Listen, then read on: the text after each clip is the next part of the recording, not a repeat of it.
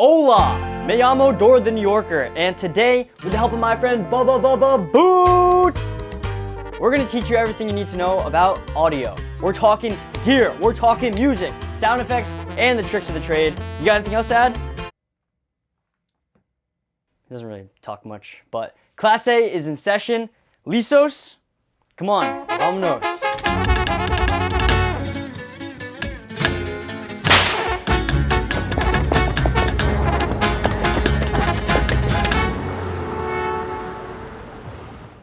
To understand audio, we must first understand what we're working with. Whoa, you know the rules. No shoes on the table.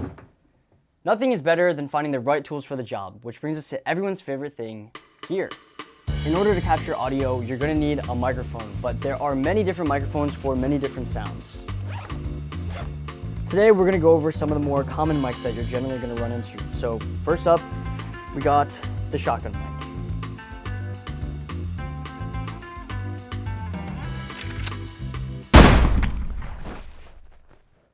Next up, we have condenser or dynamic microphones. Test. And last but not least, we have lavalier mics. Alright, so all these mics are similar in the fact that they all record audio, but the thing that differentiates them from one another is something called pickup patterns. I'm more of a visual learner, so let me draw it out for you.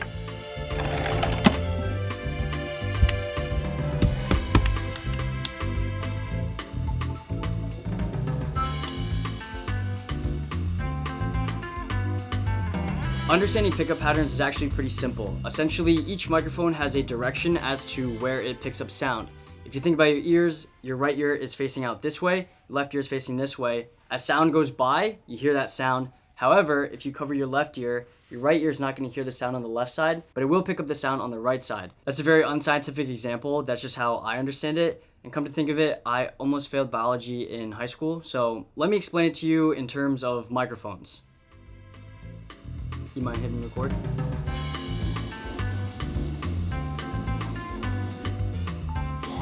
Thank you, Boots. So there are a bunch of different pickup patterns, but today we're gonna look at 5, and my mics technically only cover 3, so you're gonna have to fill in the blanks, but it's not gonna be too hard. So first up, we have a shotgun microphone. The shotgun microphone we're using today shoots in a super cardioid pickup pattern, which looks like this.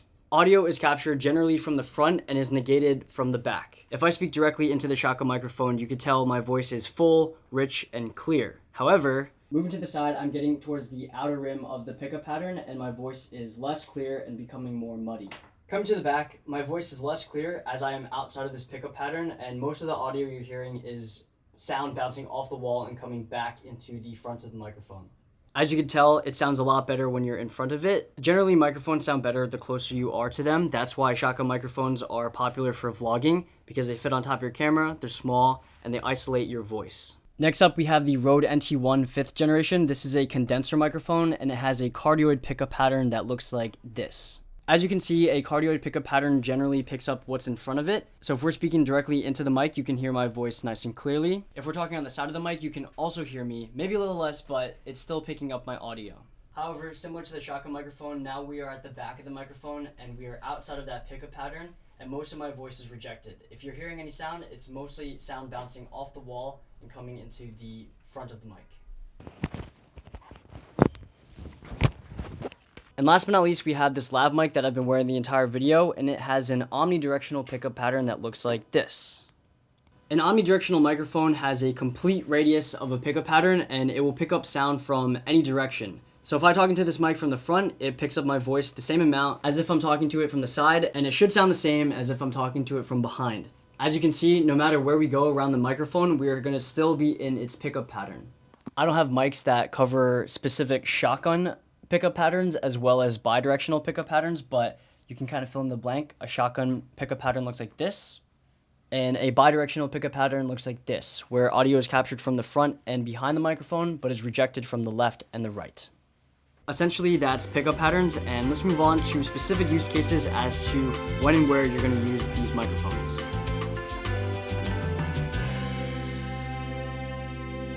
So why do we use shotgun mics? Like I said before, they're really good at isolating a subject. And in the vlogging format, when you're carrying your camera around, generally you're going to be talking to the camera and you want your voice to be the most prominent sound. Shotgun mics are a great way to upgrade your internal camera's microphone quality. So this is what my camera sounds like with no shotgun microphone attached. These are the internal microphones, and it picks up audio, but it doesn't sound as good as if we have a shotgun microphone on.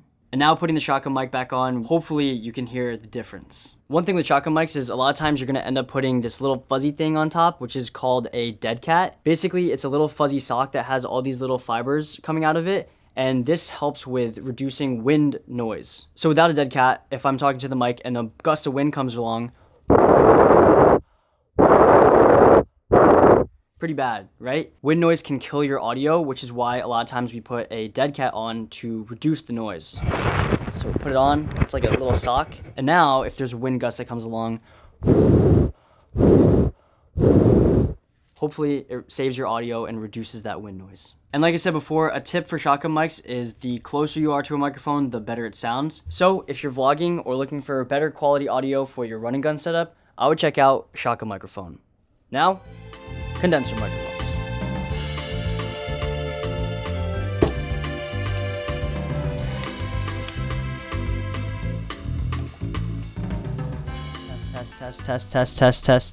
Test. Hello. Oh God. Hello? Test. We're good? Shotgun microphones are great because of their portability. However, condenser microphones require a little bit more of a setup. Currently, my setup is the Rode NT1 5th generation, which is being held up by a microphone arm, and it has a windscreen and a pop filter on it. Audio is then traveling through an XLR cable that goes to a audio interface. This is the Volt 1 on my desk, and this audio face allows you to connect it to a computer to where you can finally record your audio. Condenser microphones are great because they're known for their high fidelity, or their ability to capture audio as accurately to what the original source sounded like. If you want some banging vocals for that next single, a lot of times you're going to be using condenser microphones, and generally I find that they sound fantastic, but it's a bit crazier of the setup, and where the shotgun microphone can be out of frame, the audio sounds really good when you're close to this microphone. However, you know, the microphone is in frame. Generally, you're going to use these for audio only projects, such as live streaming, podcasts, or recording a song. Personally, I picked up this mic to record narrations for my videos, and I think it sounds super sexy if I don't say so myself. But typically, for those use cases, I would recommend a condenser microphone.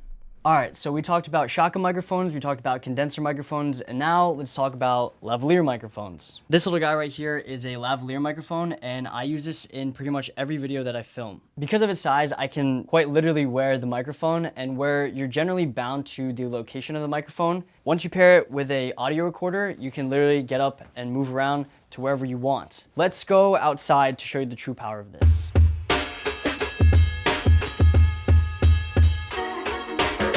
All right, so we're in the streets of New York City. I have my audio recorder, my lav mic, and we're gonna go all the way across the street over there to show you the true power of these mics. I'm trying not to get hit by a car. All right, so the true power of these microphones is that you can see we're all the way across the street right now, and you can still hear me clearly. Because we're recording audio locally, we could be as far away from the camera as we want. I could technically be all the way down there, and all we have to do is sync it in post. All right, let's go, Boots. So after everything is said and done, you stop your audio recording, import your files to your computer, and in your editing software, you can match up the video files to the audio files that you just recorded. This can be a little tedious at times when you have so many audio files and so many video files that it kind of just becomes a jumbled mess. So the cool thing about this audio recorder is it actually transmits wirelessly to your camera. This is a category known as wireless lav systems. This one's by Rode. It is the Rode Wireless Pros, and I also have the DJI Mic 2s. Both of them work great. The way it works is you have your transmitter in your pocket and you have a receiver on top that plugs into your audio jack in your camera. This essentially replaces the inbuilt mic on your camera and bakes in the audio that your transmitter is sending to the receiver. The only problem with the wireless system is you are limited by range. If your transmitter gets a little too far away from your receiver, you will experience audio dropout. So I like to record internally as a backup just in case. That's pretty much it for lavs. And now let's talk about one of my favorite things, sound design. Now that you understand how gear affects how audio sounds, what's next is you must understand how audio feels. Your choice in music and sound effects is so important because it guides the viewer into feeling the emotions you intended them to feel. To show you how sound design can affect how your video feels, let's take a look at a film called A Trip to the Moon that was released back in 1902.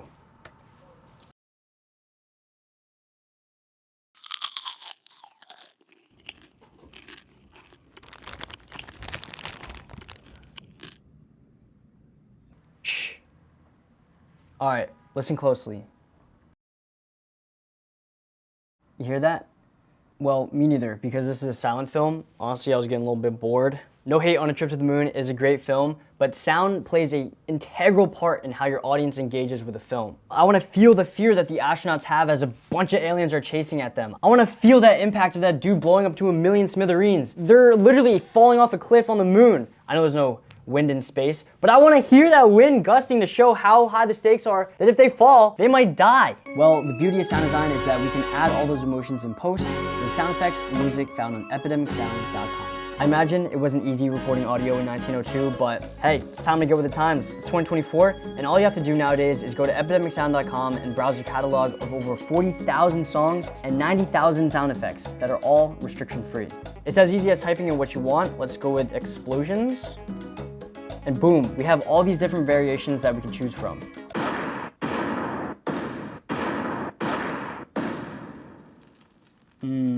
I like that one. Just a simple download, drag and drop, and now we not only see, but we can hear the dude literally evaporate.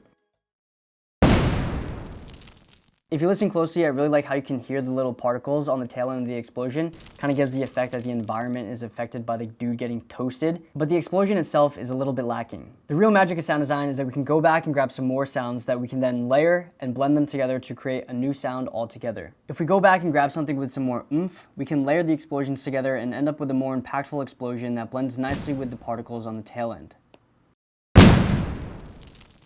Yeah, that's nice. All of the music and sound effects that you've heard in this video, not in just this part, but the entirety of the video can be found on epidemicsound.com. And if you're interested in leveling up your video with sound design, check out the top link in my description for a 7-day free trial. Thanks again to Epidemic Sound for sponsoring this video. And after adding all the songs and sound effects, we're left with A Trip to the Moon remastered.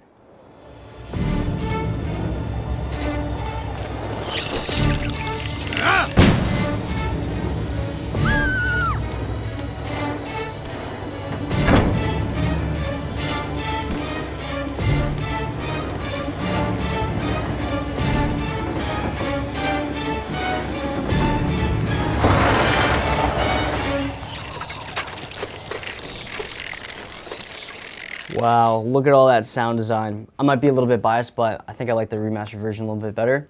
Anyways, before I let you go, I want to leave you with some tips and tricks that are good to know when understanding audio. So listen up.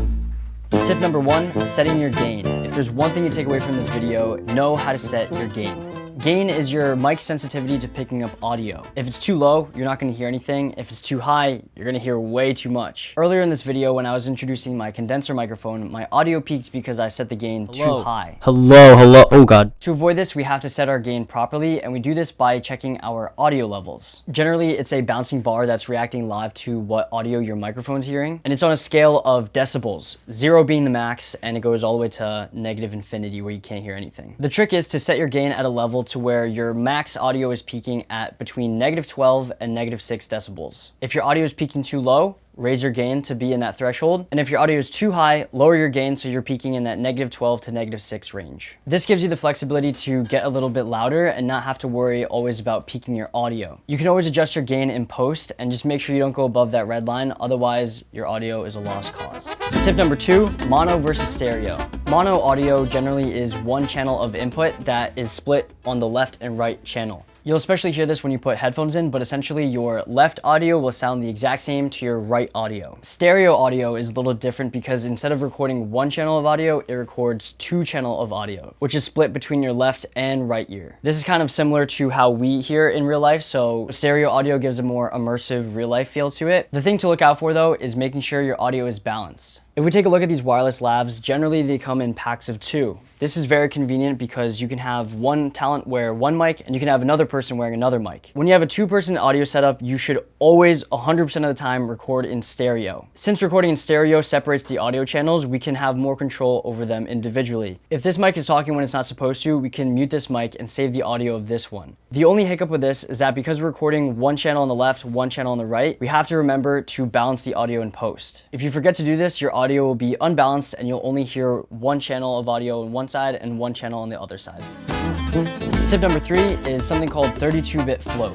32-bit float has become more and more popular these days and is a deal breaker for me when looking to buy new microphones. Generally, we record things at 24-bit audio, where if you peak past that 0 decibel mark, 24-bit audio can't record any data above the 0 decibels, so once you peak, all this audio is lost. The cool thing about 32-bit float audio is it can capture a higher range of audio. So where your data of the 24-bit float recording is capped off here, the ceiling for a 32-bit float recording is way up here. Because of this, it makes it essentially impossible to peak a 32-bit float recording, which is amazing and gives you more peace of mind when recording audio.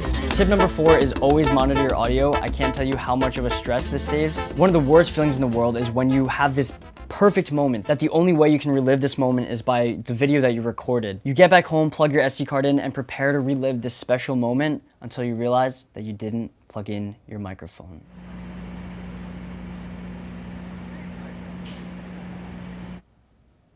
It's honestly a traumatizing experience, so pick up a pair of little headphones, and doing a little sound check before you're recording will save you a lot of stress. And my last tip, tip number 5, is timecode. I'd say this is a more advanced audio topic, but once you understand and master your basics of audio and go to the more professional world, you're gonna start hearing a lot of talk about timecode. So essentially what timecode does is it makes sure that all your cameras and all your microphones are on the same time zone.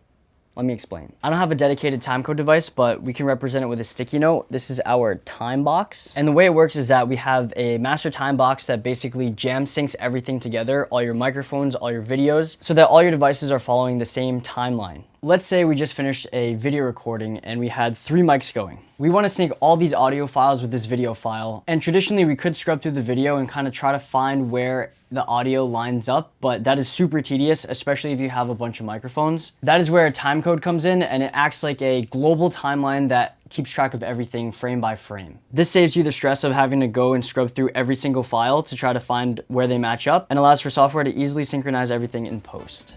So that's timecode, and that's pretty much all I have to say.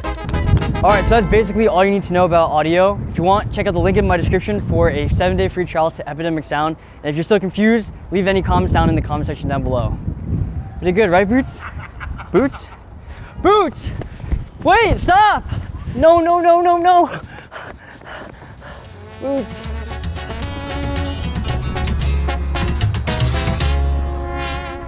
Swiper! I thought I told you. No more